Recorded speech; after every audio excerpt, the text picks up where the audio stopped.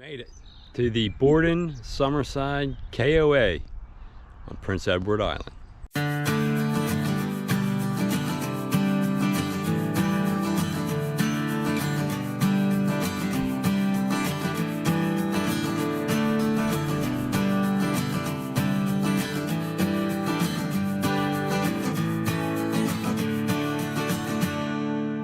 Okay, we've made it to our site and we're all set up.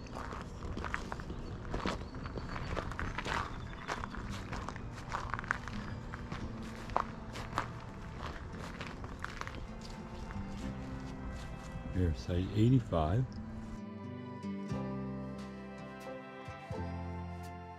It's full hookup with electric, water, and sewer. Of course, I had to run 3 hoses to get there. But we did. Good water pressure. The site's relatively level. I put 1 board under it. I can put the truck in here without being on the angle. But to get stuff out, it's just easier if it's on the angle. We have our flag out.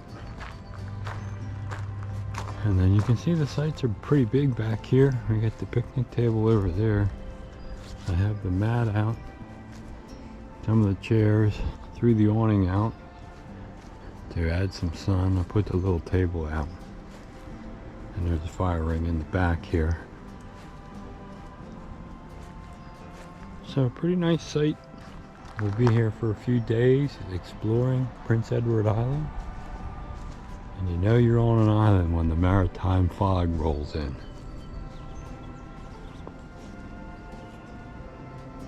And here is the entrance. And you go all the way back. The office is up this lane. You check in there, then you go to your site. They do have some sites in the front here. And they do have a lot of live music here, and I think a lot of those folks, you know, they're interested in the music scene, camp out in this front section. We're in the back section, which has larger sites and full hookup. So we'll check it out. You have trash and recycling right there, and you do have to separate everything as you throw it away. Not cloudy, it's just foggy. The fog has moved in. Here is the office. So you'd pull your rig here and then you'd check in. You can see they have these pedal cars that you can rent, and they have bicycles you can rent, firewood for sale. And the office is small, it's not very large. And as a store, it's just got a few things. It doesn't have a lot.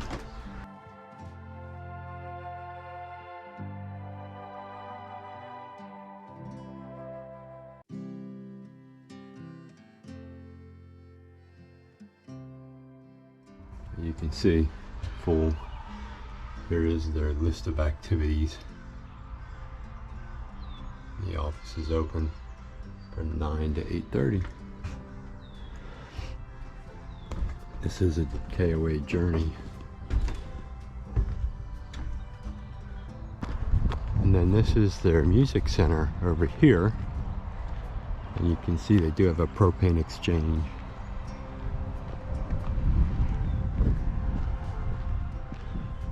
And there's the guitar. Pretty large. The shows are at 7:30. We got a nice front porch on this place.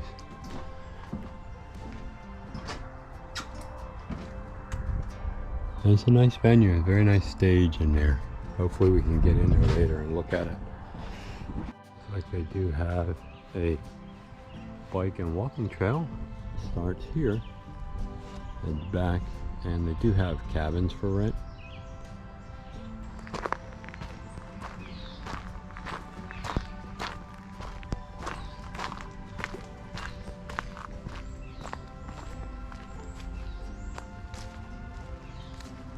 Here is the recreation trail.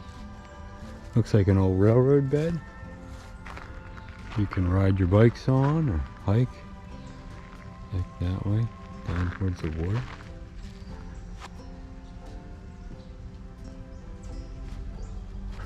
It'd be nice to get the bikes out, take a ride. Here's a small pavilion, and it has some picnic tables, a grill, and a sink. So if you're in a cabin that doesn't have anything in there, you know, one of the primitive cabins, you can use this.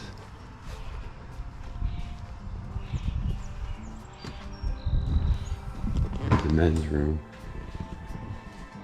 Got some sinks along here. A couple urinals. Toilets. And then the showers are right here. You got a shower stall, hot and cold water. A bench here. A little table to set your stuff. And a couple of hooks. There's 3 of those showers. And a mirror. The bathrooms are nice.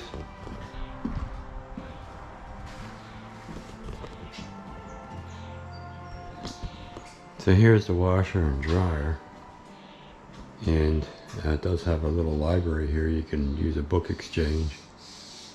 They got washing machines and dryers. It looks like it's $2.25 to wash and $2.25 to dry. That's Canadian. They have some shuffleboard here and a sluice. Here is the dump station, in case you are in a site without full hookups.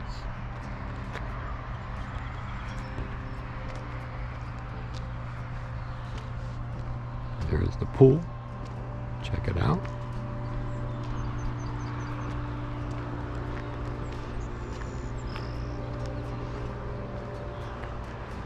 Pool looks good. Probably heated, I would think, because there's dog park. It's pretty large and grassy, and there's a picnic table in there for you. So that's nice. Nice and big. There's a playground with lots to play on. We got some swings. They do have one of these jumping pillows. And they have a gaga pit, a gaga ball. Got a couple of goals for a small field and a small shooting court for basketball. You play, you know, like a half-court game or something. And then here is their mini golf that is laid out.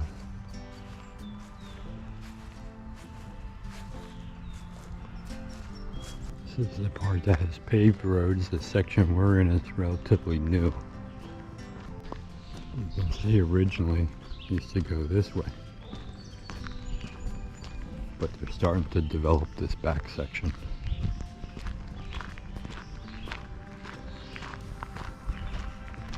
We put all these sites in, and these are all full hookup.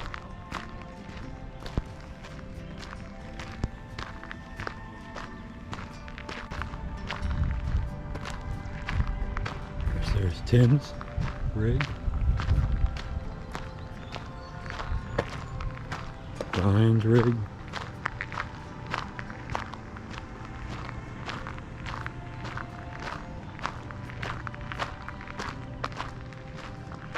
There's our rig.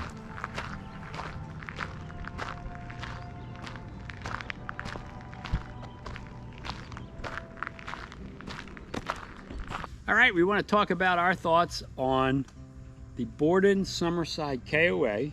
Where's that located? Prince Edward Island.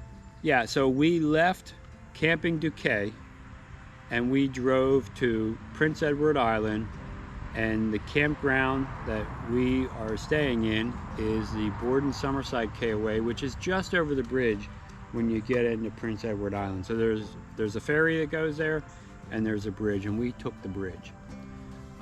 So it was maybe, what, 5 minutes over the bridge? Right. Didn't take very long. We had full hookups. Right. We started to notice a bit of mosquitoing. Yes, I've been bit several times on the trip. I get welts. That makes me itch just thinking about those mosquitoes up there. So they did have some mosquitoes, and it looked foggy. Foggy, a lot of fog. So one thing you'll notice in some of these videos from Canada is that we did have a fog, and I know a lot of people when they watch this video are going to think that's smoke from the Canadian fires, but it's not. It's just the sea fog from the cooler temperatures of the water and the warmer air temperatures create that fog, and it takes quite a while for that to burn off. So as you saw in the video, there was a lot of fog in the morning, and usually by the afternoon that would burn off. You can see once the fog burns off, it's much prettier than when that maritime fog rolls in. About 83 degrees today. Very nice. So they also had, you know, the check-in and registration process was easy. It was a pretty wide lane going up there. And they had a music hall. So I think that campground was actually started because of music. They would have these music events there, and they started to expand the campground. What did you think of that pool? That was wonderful. I love that pool. Very nice. It wasn't heated, but it was pretty warm, and it was large. Right. We enjoyed it one night, right? Yeah. One or two. Yeah, and they had a big dog park there for Phoebe to run in, and she met some other dogs there. Right. And we met Sidecar Benny, who is a golden retriever who rides on a motorcycle in a sidecar with his goggles, and he has an Instagram channel. You might want to check out Sidecar Benny. So we checked out Sidecar Benny, and this is Phoebe. Okay, Phoebe. And that was kind of nice, and it was our base. Victoria by the Sea. This is a really cute little town that has red beaches. Remember the red beaches yes, there? Yes, the red beaches. We have made it to Victoria by the Sea. Here is their lighthouse. Another town on Prince Edward Island, visited by the crew.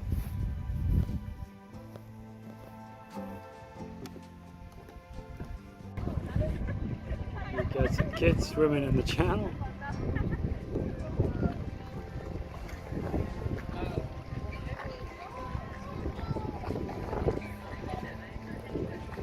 There's Phoebe making her way up here.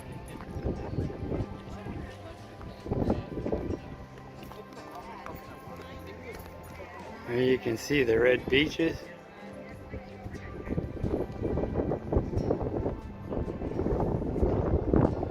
Looks like there's a lot of dogs here. Casamia.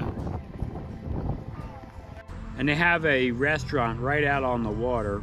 And so we went down to eat there. We had Phoebe with us, and because of their insurance, Phoebe could not be on the deck inside the fenced-in area. So Maria and I chose not to stay there.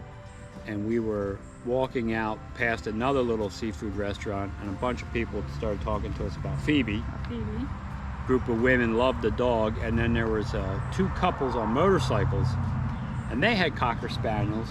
So we talked to them for quite a while, and then a number of days later, we were on the John Cabot Trail having lunch. And they show up. And they showed up and recognized Phoebe. Not me. She was Just very Phoebe. Disappointed. They didn't remember Marie, but they remembered Phoebe J, the International Camping Cocker Spaniel. Who would have thought? So we did that, Victoria by the Sea. What else did we check out? The Cavendish Beach, right? So we were up in Cavendish. Okay, here we go. Put the music to it.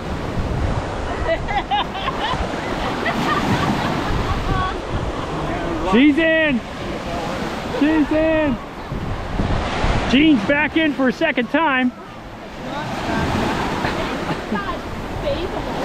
Got her toes wet in the ocean, Right. in the Gulf.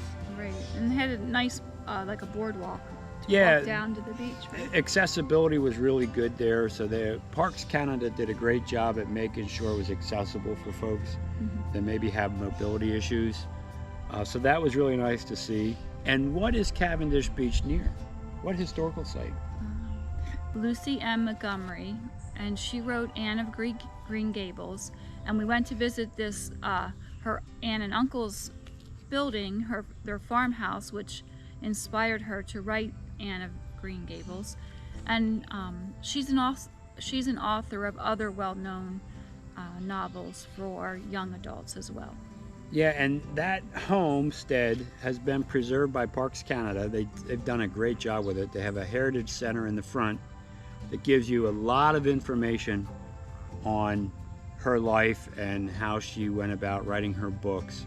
And this particular property, her aunt and uncle's property, really inspired her, not just on Anne of Green Gables, but Lover's Lane, which was this pathway through the woods. A lot of the other characters that she developed in other books she had written, she kind of worked that out in her head going down the Lover's Lane. Right. So it in other was words, this was her spot as an author to be inspired for her work. It really inspired her, and they've done a great job checking that out. So I'll put that video in right here. So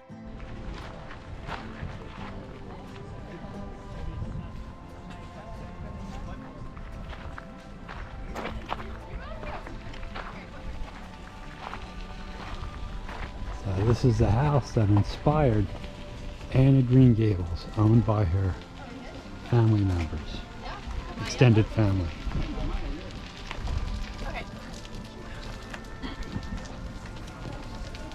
We'll have a subsequent video that includes both Cavendish Beach and Anne of Green Gables. So then we decided to check out Charlottetown, which is the capital of Prince Edward Island. Right. How did we check the town out? They had a great sightseeing tour called the Hippo Tours? Hippo Tour. So this was a trolley. First up on the agenda in Charlottetown is the Hippo Tour.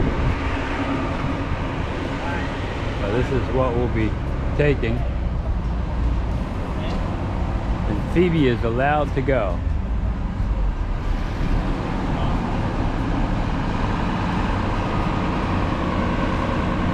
The nice thing about this trolley is pets were allowed, so Phoebe went with us on this tour of Charlottetown.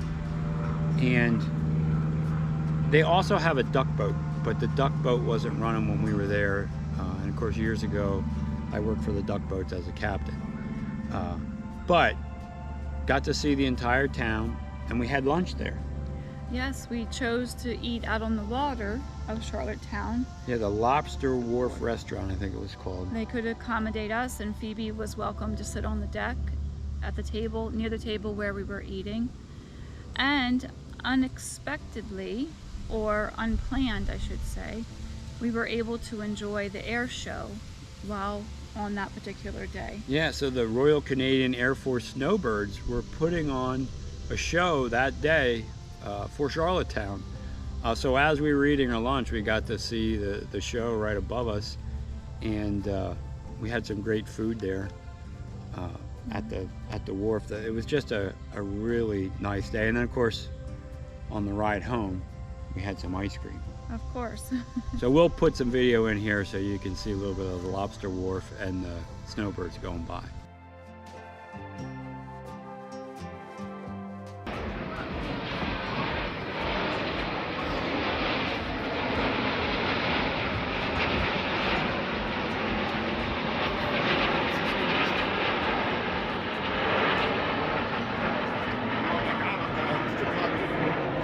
But we also have a subsequent video on Charlottetown that you'll be able to see more detail on the town. But all in all, just a great trip. It was wonderful. It was a great stop for us. Yeah, we like Charlottetown. Hey look, if this video helped you, consider subscribing to the channel. It's free, it helps us out a lot. Also ring that bell and you'll be notified every time we put up a new video, and give the video a thumbs up. That helps it be seen by a wider audience. But more important than all that, Go have some fun out there. hey, thanks for watching.